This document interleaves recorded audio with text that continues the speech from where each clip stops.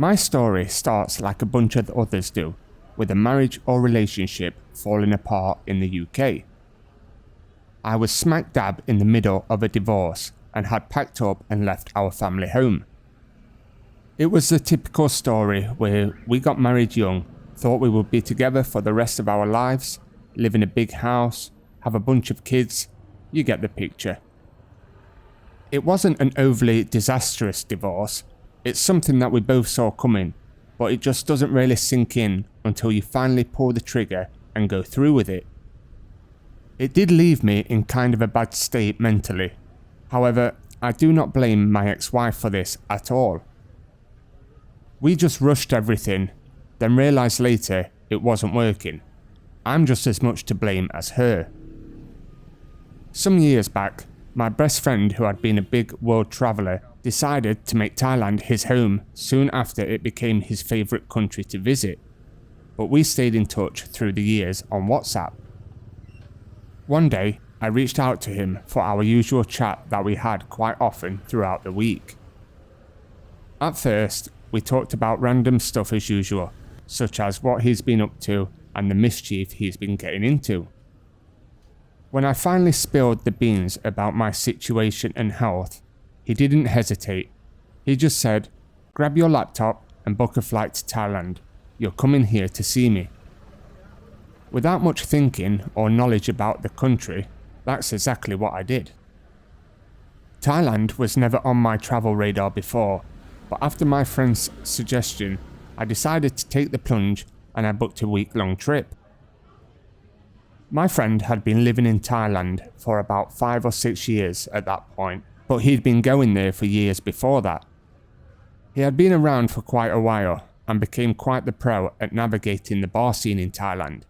He remained single all this time. He told me about a couple of long-term flings that he had over the years, but for the most part, he's managed to stay single while there, and seems to prefer it that way. After booking the flight, that was only in a month's time, I tried to get everything sorted with the divorce, get my finances in order, and prepare for what I was hoping would be the trip of a lifetime. Some of the stories that my friend had told me about Thailand and the girls there just sounded unbelievable and exaggerated, though reading online, I learned that these stories quite possibly could be true. He would tell me about how cheap the place is and what the nightlife is like there. And for people that have never been to Thailand before, it's hard to believe the kind of things that go on inside these bars. So, with everything in order and my plans to have a great time and forget about reality for a week, it was time to get on that plane and let loose. On the plane there, I was too excited to sleep. After months of being stuck at home in the middle of a divorce, with nothing to look forward to, I find myself heading to Thailand. My life had took an unexpected turn, to say the least. My friend picked me up from the airport and we kicked off our trip, spending the first night in Bangkok and then heading to Pattaya, where he has a condo in Jomtien. Our hotel was very close to Sukhumvit Soy 11, so we decided to have a walk around there so I could see what was on offer. My friend saw me looking at pretty much every Thai woman that walked by. I was gobsmacked at the beauty of these girls. I wasn't hungry, probably from all the excitement, and my friend had already eaten, so we decided to skip lunch and head for the bars. We thought it would be better to have a quiet drink first to start the night, so we went to a smallish bar that wasn't really a lady bar, though it did have a couple of stunning waitresses working there. It was more of a chill bar where you can go for a beer with friends. We sat overlooking Sukhumvit Road, people watching at all the beauties that walked by. I think my friend realised how vulnerable I was at this stage in my life, so he took the time to have a chat with me over a beer and give me a warning. He told me about Thai bar girls, how they treated you, how sweet and lovely they can be, and how much they can persuade you that they really do like you. He tried to prepare me, saying they could make you feel great and you could be on cloud 9 having the best time of your life, never wanting to leave Thailand and staying there forever. But he also gave me a warning: under no circumstances fall in love with a bar girl. This I thought I could easily do, because I was not looking for love at all, or a connection for that matter. I was just looking to escape reality for a bit and have some fun. Still, nothing he said could prepare me for the reality of being around these girls. It was like a whole new world. I was having the time of my life, doing a pub crawl up Soi 11 and then down Soi 7/1. Soi 7/1 is a totally different world.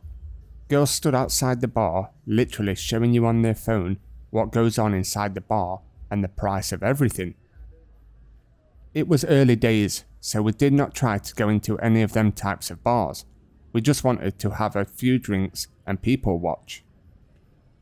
We made our way down the Soi, having a beer and chatting with the girls in all the bars on the left. The right hand side of the Soi seemed to be the bars where all the naughty stuff happens. There was a ladyboy bar at the bottom of the Soi.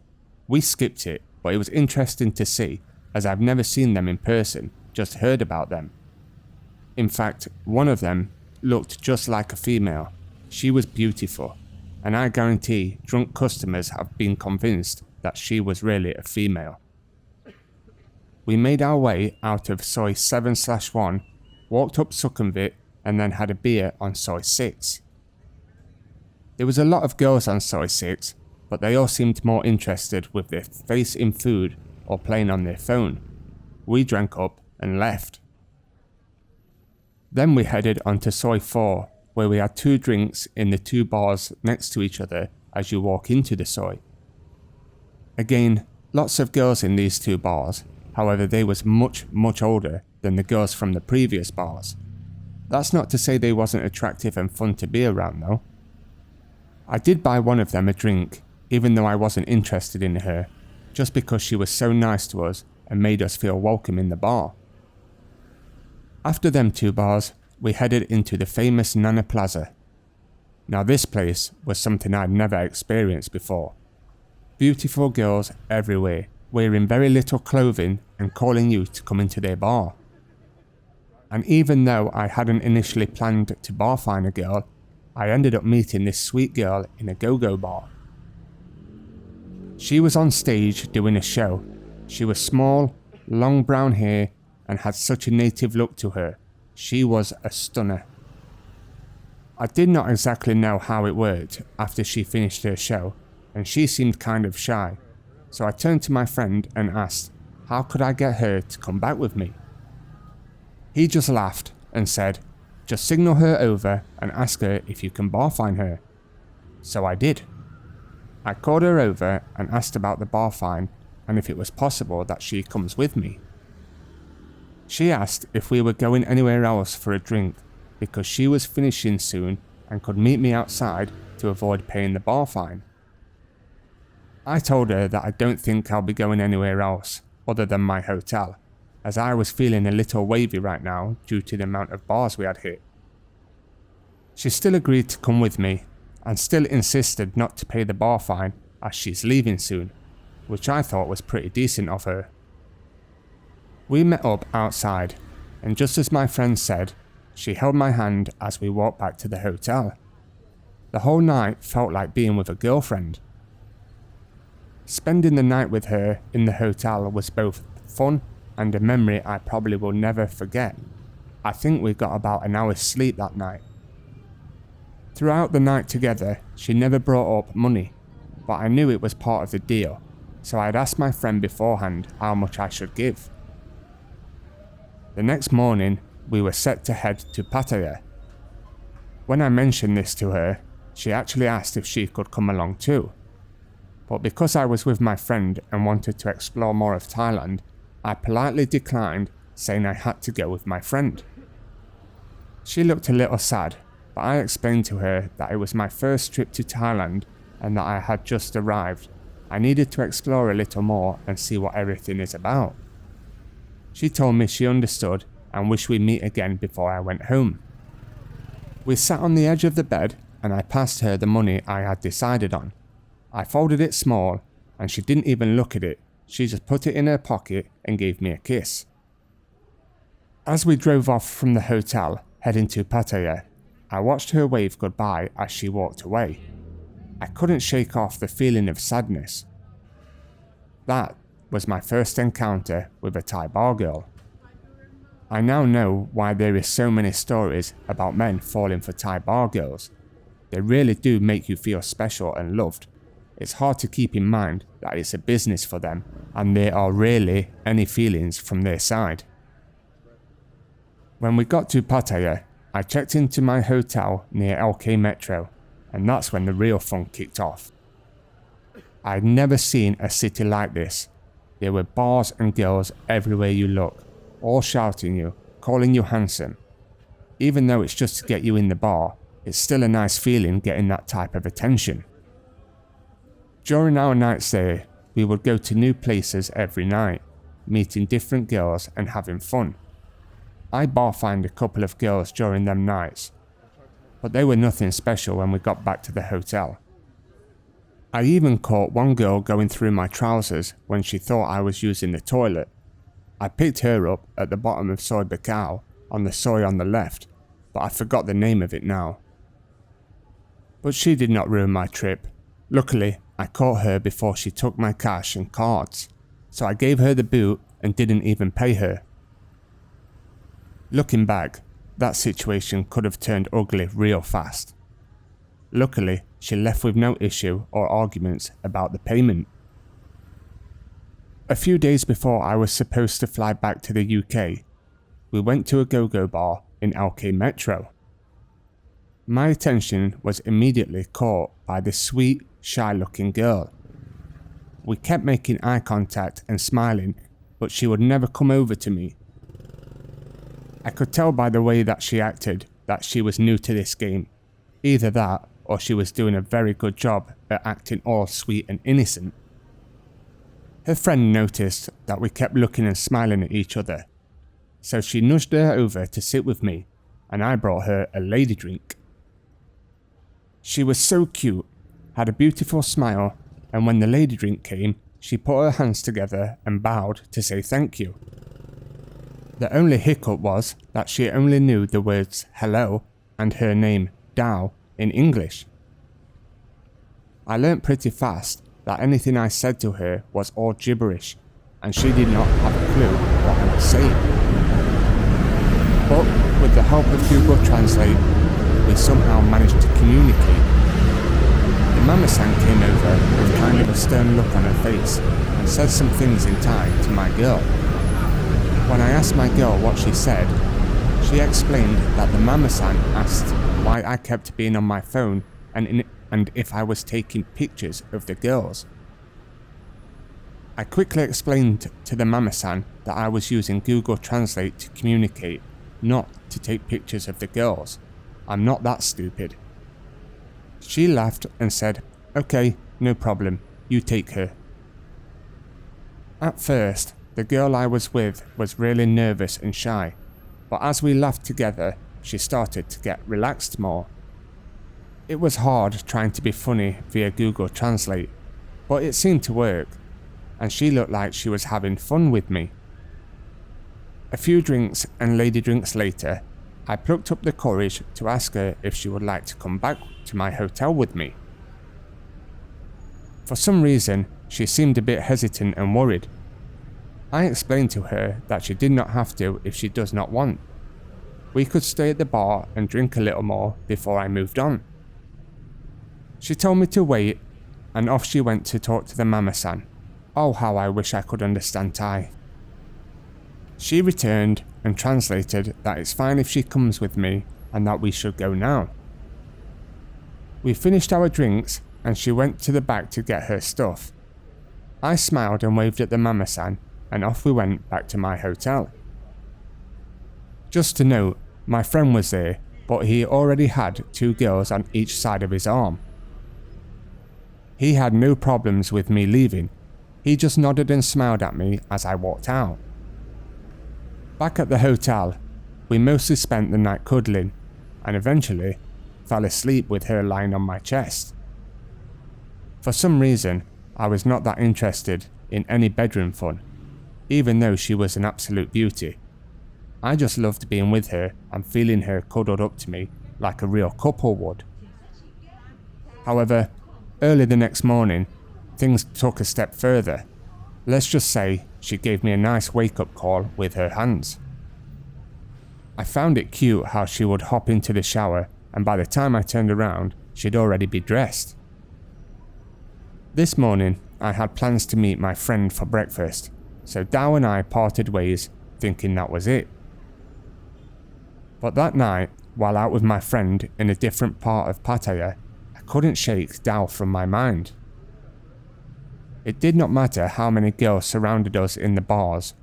My mind was focused on Dow, and I just was not interested in any other girls.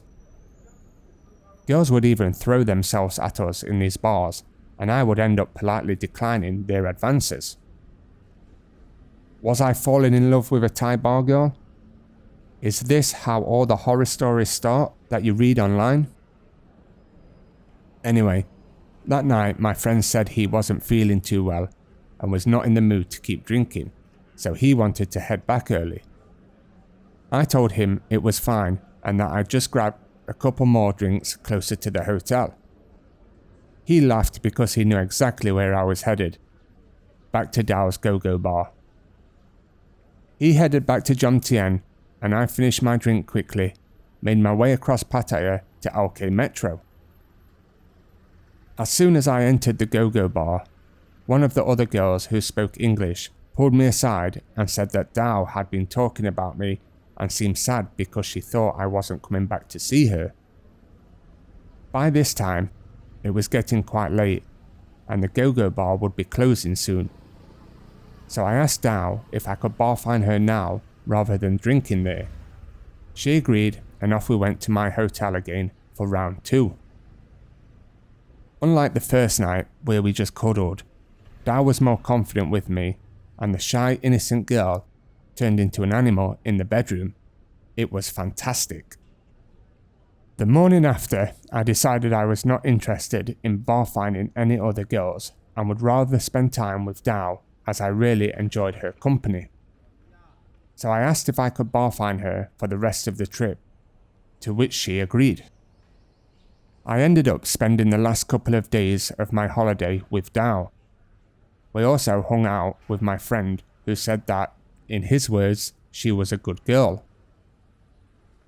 We did not do much drinking, just went to the beach, walk around, a bit of shopping, lots of food, and just enjoyed being with each other. When it was time for me to leave Thailand, the journey back to the airport was tough.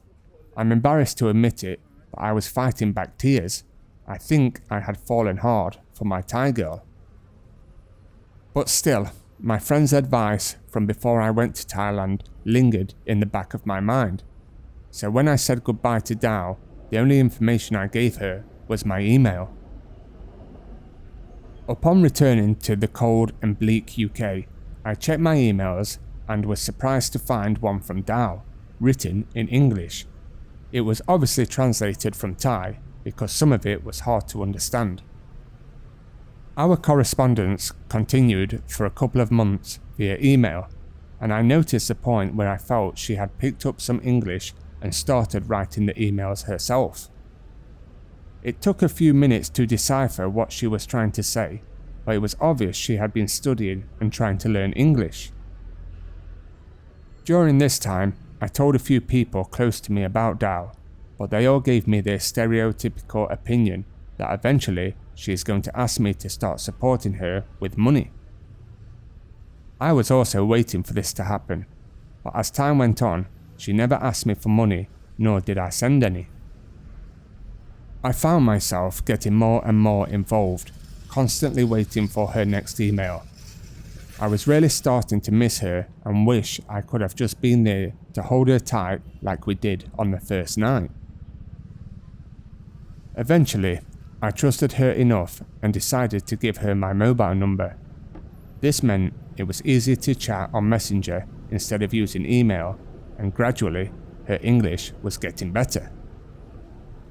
I was always aware that she was still working in the bar and might be going with customers, but we didn't really discuss it, and I tried to push it out of my mind and carry on our relationship happily. I understood that she had to support her family, and doing this type of job is easy money for these girls. In fact, it's the only job that is available to some of these girls. That being said, she never asked me for money and I didn't send any. I had fallen in love with Thailand since my first trip, and I had fallen completely in love with my Thai go-go girl. As time went on, me and Dao started planning our future, and we discussed about me moving to Thailand for a bit so our relationship can develop more. Missing her was tough.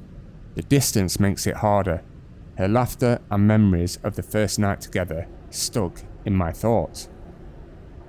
I missed her company, her touch, her voice, and even how cute her broken English was when she tried talking to me. Doing the whole online thing, a relationship can only go so far, and we both felt we was at that point in our relationship. So, I asked my friend to help me find a condo I could buy. He found one for me in the building he lived in Jomtien.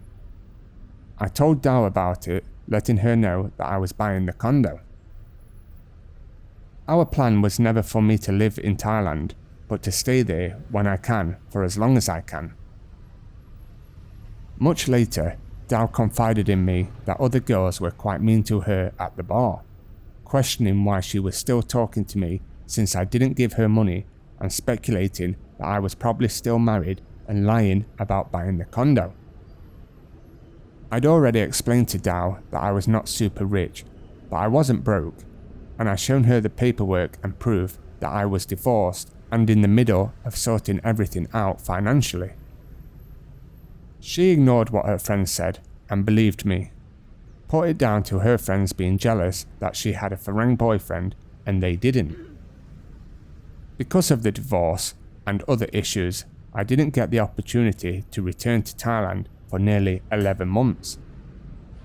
It was probably the longest 11 months of my life, but Dao stuck by me for the whole 11 months, never disappearing for weeks on end.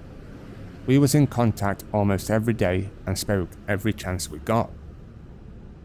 So 11 months passed and it's time for me to go back to Thailand to sort the condo out and meet my love once again. I told Dao I was returning, but on the first day of my return, I met with my friend to finalise the purchase of the condo in Jomtien. It was already in foreign ownership, so was just transferred into my name. But it was a long day in Thai offices sorting it out after a long flight. It took me longer than expected, so I arranged to meet Dao the next day, and I couldn't wait. We agreed to meet in Jomtien near my condo, and when we met, she ran up to me, hugged me, and gave me a big kiss. I had already decided I wanted this girl to be with me for the rest of my life, but in that moment, seeing her again, I was 100% sure this is what I wanted. The next thing I said to her was, "Can you take me to where you live?" We went to a tiny room with no aircon or any real furniture or anything.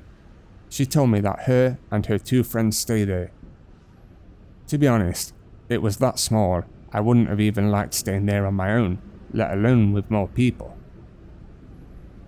I told her, "Pack your bags, you're going to live in my condo." She was more than happy to get out of that small, cramped room, and an hour later, she was unpacking her stuff at the new condo. We spent an amazing 2.5 weeks together, and Dao told me she had left the bar and was going to work in Jomtien Market selling jeans on a stall. This was really great news for me, knowing that she is not working at the bar anymore. I don't have to worry about her going with customers just to make money. For the first time in our relationship, I offered to support her. I told her I would pay all the bills for the condo, plus a little bit more to help with food and for her to send a small amount of money back to her family. After the 2 weeks together, it was time for me to go back home. I promised her I would come back as soon as possible, and she promised me that she will wait for me. I started to return to Thailand every 3 months to see Dao, and when I wasn't in Thailand, we would spend every available minute on Messenger and webcam with each other. I would watch her sleep in the condo and then wake up in the morning and she would be waiting for me to wake up. I kind of felt like a teenager again. She made me feel complete and forget all of the problems I had before I met her. You hear all the stories of Thai girls scamming foreigners with fake stories about problems at home. Dao never did this, and I have met her family on many occasions, and they are decent and hard-working people. They have a farm in Isan. Her parents never asked Dao to send more money since meeting me, and they never asked for a penny from me. Dao and I were married in Bangkok in April 2015, and she has lived with me in the UK since May 2016.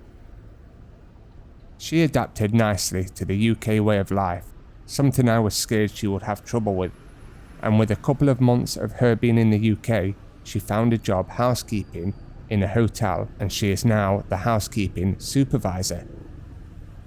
All my friends and family seem to really like her, and could see she's not out to scam or do anything wrong against me. She takes care of the family in Thailand and has greatly improved their lives, using her own money that she makes from her own job. She contributes to our home and life, and it's not just me paying for everything. However, I do pay for most, but I think that's expected in most relationships. Like all relationships, we have had the occasional up and down, but I know she loves me and is adored by my family. Just a side note, the reason why she couldn't speak English when I met her was that she had literally arrived in Pattaya the day before. I actually believed this story because when I met her, she was so timid and shy, you could tell she was completely new to the scene and did not have much experience. She had previously worked in a factory in Bangkok for a few years, but a friend from her village suggested she come to Pattaya to earn more. When she first arrived in Pattaya, she told me she hated it and used to hide in the bar, so the other girls would help her get lady drinks. One more thing, after we were married, I had brought her a nice diamond ring, a Thai gold chain and a bracelet, also some nice clothes from the UK. She insisted on going back to the go-go bar where she worked to rub it in the noses of the girls in the bar that had been mean to her about me. She brought them lady drinks with her own money, and you could feel the jealousy in the air. It was delightful. I will say sometimes stories can have a happy ending with a bar girl, and my friend was in fact right. She is a good girl.